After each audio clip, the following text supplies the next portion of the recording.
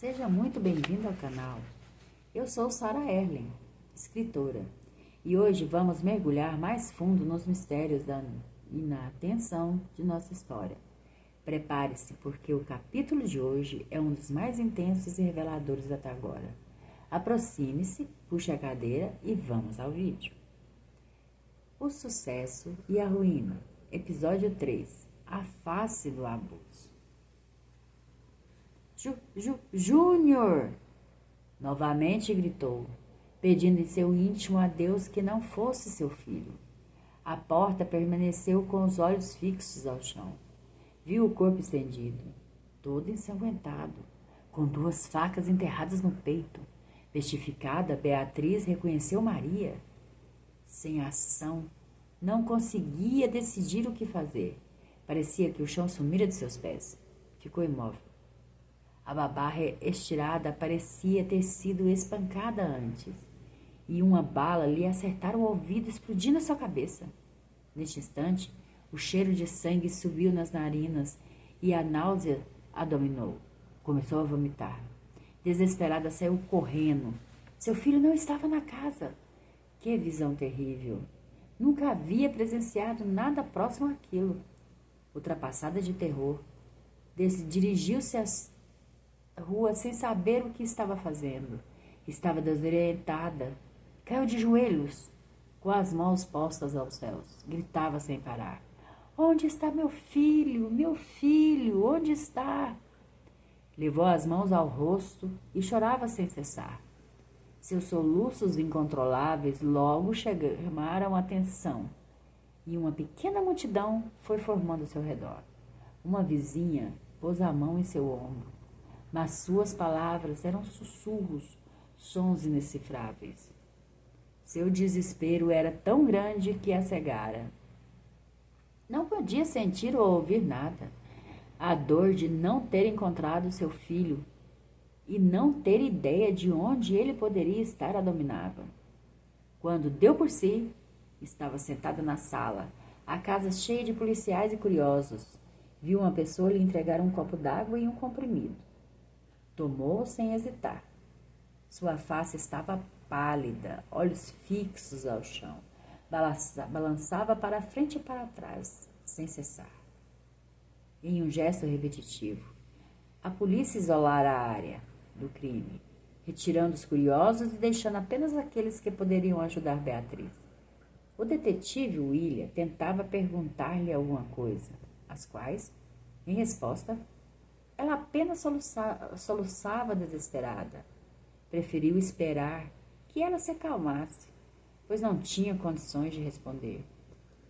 Ele fora chamado imediatamente por um vizinho, acompanhado de sua equipe, os quais analisariam a cena.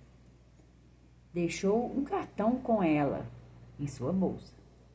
Com certeza, depois de medicada, estaria apta a responder. Era normal uma pessoa agir assim, já que o trauma era muito forte. Verificou-se que quem invadiu a casa estava certo do que queria.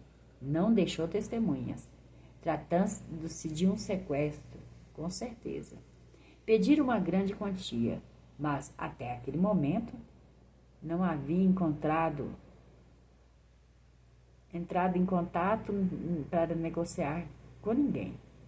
Aparentemente, levara apenas um menino, destruindo a casa somente para confundir a polícia. No chão havia joias, documentos e vários objetos de valor. Não levaram nada. A babá foi espancada antes de morrer. Supôs que fora um modo de avisar, com intenção de intimidar. Mataram-na de forma cruel, 2 facas fincadas no seu peito e um tiro no ouvido, desnecessário. Ouviu o carro chegar. Todos se entreolharam. Sua reação era de um homem calmo, muito controlado, frio. Beatriz, ao vê-lo, correu para abraçá-lo e procurar proteção. Carlos, nosso filho, onde ele está? Friamente, sua resposta foi retirar as mãos dela e empurrá-la brutalmente. Virou-se para as pessoas que se encontravam na sua casa e disse-lhes: Saiam todos. O show acabou. Não quero ninguém aqui, além da polícia. Deixe-os trabalhar. Vocês não passam de curiosos. Um dos vizinhos resolveu arriscar, dizendo: Mas vocês precisam de ajuda. Eu disse: saiam agora. Todos se entreolharam, abismados. E aos poucos lhe obedeceram em silêncio. Mal chegou e se portou brutalmente, todos sabendo sua reputação, e com certeza quem fez aquilo queria se vingar. Talvez alguém que ele condenara. Era sempre assim. Essas pessoas eram muito avisadas, possuíam inimigos que nem imaginavam. O detetive o observava atentamente, estranhando a sua atitude, e principalmente a falta da segurança na sua casa. Pessoas do seu nível temiam pela sua vida e de seus familiares. Ele, porém, parecia não temer. Sabia que ele possuía pleno conhecimento dos riscos da sua profissão, mas era como se não se importasse. Como se aquilo não pudesse acontecer com ele. Do fundo do corredor que dava na cozinha veio o detetive. Teria que conversar com Carlos, se possível. Estava fazendo seu relatório. Talvez ele desconfiasse de alguém ou estivesse recebendo ameaças. Sou o agente William. Sei que a situação é alarmante e que não terão condições de responder as minhas perguntas no momento. Mas, assim que puderem, quando estiverem mais calmos, preciso que me avisem para tomar depoimento dos dois. Devido à situação, prefiro conversarmos depois. Temos que nos recompor. Afinal, isso foi demais para nós. Bom, vocês não têm algum lugar para passar a noite? Afinal, aqui não é um bom lugar para ficarem agora. Precisarão ir embora para avaliarmos os dados e analisar a cena. Entendo perfeitamente. Tenho conhecimento de todo o procedimento. Então, se nos der licença, vamos para a outra casa que temos. Com certeza ficaremos muito bem lá. Vamos, Beatriz, vá para o carro, que vou pegar algumas roupas para levarmos. Beatriz caminhou lentamente, sem entender. Trazia à mão a bolsa. Não podia se controlar e nem acreditar que aquilo estava acontecendo. Onde poderia estar seu filho? Essa era a pergunta que pairava no ar, em sua mente confusa. Já no carro, viu quando o seu esposo veio em sua direção, caminhando calmamente. Seu olhar faiscava de ódio. Ela podia sentir, demonstrando claramente que era contra ela. Sem entender sua reação, continuou calada.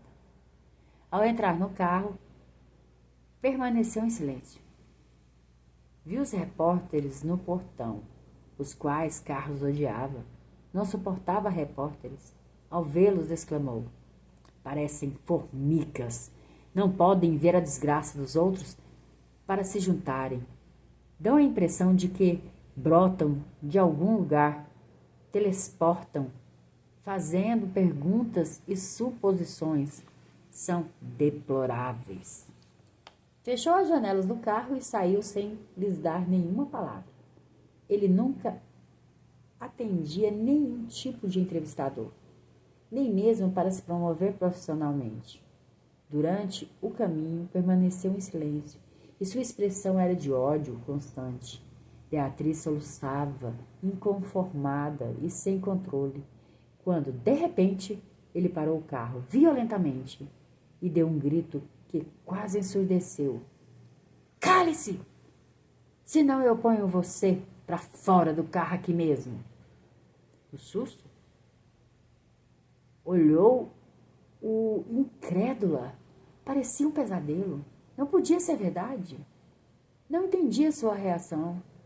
Abaixou a cabeça, tentando se conter. Logo chegaram à casa, que ficava no centro da cidade. Beatriz foi direto para o chuveiro.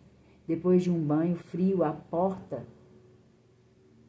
à procura de relaxar, foi se deitar.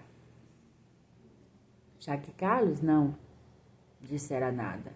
O que iria adiantar ela tentar conversar com ele? Sempre que tinha problemas, ela fugia. Sentia sonolenta devido ao calmante que tomara. Carlos, por sua vez, vagava pela casa sem cessar. Depois de meia hora, de súbito, entrou no quarto. Olhava para ela, encarando-a, parado à porta. Ela se sentou, esperando que ele lhe dissesse algo. Seu rosto trazia um semblante fechado, um olhar de ódio, como se a condenasse. Lentamente retirou a camisa, sem desviar o olhar dela. Jogou-a sobre uma cadeira, no canto do quarto. Depois retirou o cinto, enrolou na mão, dirigiu-se em sua direção e violentamente começou a batê-la. Ela tentou correr, mas foi atingida com um soco, e antes que caísse, ele enrolou seus cabelos em sua mão, dominando-a, e disse: Não, não, você, a culpa é sua. Nunca se esqueça disso. Sempre lhe disse para parar de trabalhar e ficar em casa cuidando dele. Mas você não quis me ouvir. Você nunca me ouviu. Nunca. Desesperada, tentava se desviar das cintadas. Sem sucesso. Tentou proteger seu rosto, até que conseguiu segurar o cinto, dizendo: Pare com isso, Carlos! Você está louco! Ele, como resposta, puxou o cinto com força e jogou-a no canto, empurrando-a sobre a cama com as pernas, ficando sobre ela e esbofeteando-a. Depois levantou-se, pegou-a pelos cabelos e, não satisfeito, jogou-a novamente no chão, chutando sem piedade, dizendo: Você é uma vagabunda irresponsável. Beatriz não podia responder. Não tinha forças para falar. Só conseguia enxergar o ódio de Carlos. Sem entender, seus olhos não podiam ver nada. Era como se algo a cegasse. Mal podia ouvir. Estava perdendo sentidos. A dor a dominava. Não conseguia se mover. Sentia ainda os golpes brutais, mas não havia mais dor naquele momento. Por mais que tentasse entender sua reação, não conseguia. Onde estava todo aquele amor e a compreensão que ele demonstrava todos aqueles anos? Por que a culpava de tudo aquilo que houve? Lógico que ele sabia que ela não tinha nada a ver com o que aconteceu. Só podia ter enlouquecido com o choque que tinham naquela tarde. Ele lhe mostrava uma vida diferente, em que ela podia finalmente confiar em alguém. O amava e estava ao lado dele. Por ele enfrentaria o mundo. Ele era o seu mundo. Tudo desmoronava em uma velocidade incrível. Aquilo só podia ser um pesadelo. Aquele homem impiedoso, louco, em sua mente confusa, não se encaixava com seu esposo. Estava estendida ao chão, dopada de dor. Em seus devaneios, adormeceu sem perceber. E aqui encerramos este terceiro episódio, o sucesso e a ruína. Eu confesso que estou com o coração apertado com o que Beatriz está vivendo. E vocês? O que acharam da atitude de Carlos ao chegar em casa? Vocês acreditam que ele está apenas fora de si pelo trauma? Ou essa face oculta já existia há muito tempo e a face do abuso finalmente se revelou? Deixe sua opinião de vocês aqui nos comentários. Eu leio tudo. E não esqueça de deixar o seu like se esse capítulo te tocou. Se inscreva para não perder os próximos passos dessa história. E até a próxima!